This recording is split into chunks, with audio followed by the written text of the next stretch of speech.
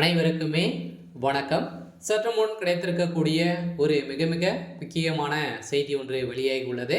சற்று முன் குற்றவாளி கொடுத்த வாக்குமூலம், இன்பநிதி அதிரடி கைது, போலீஸ் குவிப்பு, இது மாதிரி பார்த்தீங்கன்னா செய்திகள் வெளியாகி இருக்கு.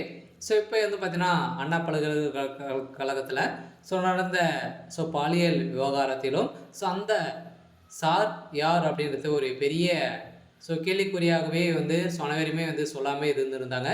இதை தொடர்ந்து இப்போ பார்த்தீங்கன்னா தகுந்த ஆதாரங்கள் வெளியிட்டு இருக்கக்கூடிய நிலையை தான் பார்த்தீங்கன்னா குற்றவாளி கொடுத்த வாக்குமூலத்தால் இப்போ அதிரடியாக உதயநிதியுடைய மகன் இன்பநிதி கைது செய்யப்பட்டதாக ஒரு செய்தி வெளியாயிருக்கு. இதை பற்றி இந்த வீடியோவில் நாம் முழுமையாக பார்க்கலாம்.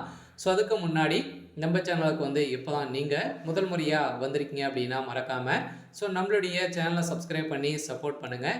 வாங்க வீடியோக்குள்ளே போகலாம். பார்த்தீங்கன்னா ஏற்கனவே அண்ணா பல்கலைக்கழகத்தில் நடந்த பாலியல் தொந்தரவின் அடிப்படையிலும் குற்றவாளியாக திமுக சேர்ந்த பிரமுகர் என்எஸ் அவர்கள் கைது செய்யப்பட்டிருக்காரு.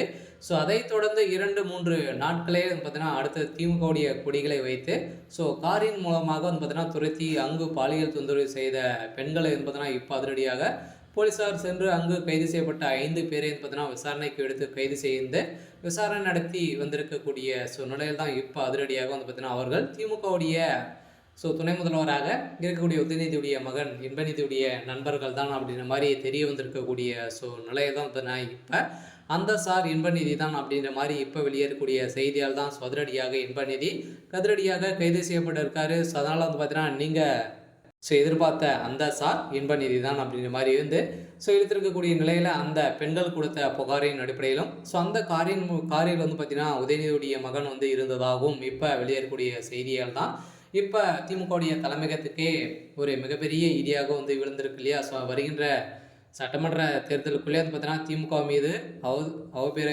ஏற்படுத்தி தருவோமா திமுகவுடைய பிரமுகர்களுக்கு அனைவருக்குமே பதிலடி கொடுக்கக்கூடிய சூழலுக்கு தான் பார்த்தீங்கன்னா இது மாதிரி செஞ்சாங்க அப்படின்னா வருகின்ற சட்டமன்ற தேர்தலில் பார்த்தீங்கன்னா திமுக வெற்றி பெறுமா அப்படின்ற ஒரு பெரிய கேள்விக்குறியாக இருக்குது. அதனால் ஏற்கனவே திமுக ஒரு பலத்த கூட்டணியோடு தான் இருக்குது. இருந்தாலும் கூட்டணி உடைந்தது அப்படின்னா திமுகவுடைய நிலை சம்பவ நிலை தான் இருக்கும்.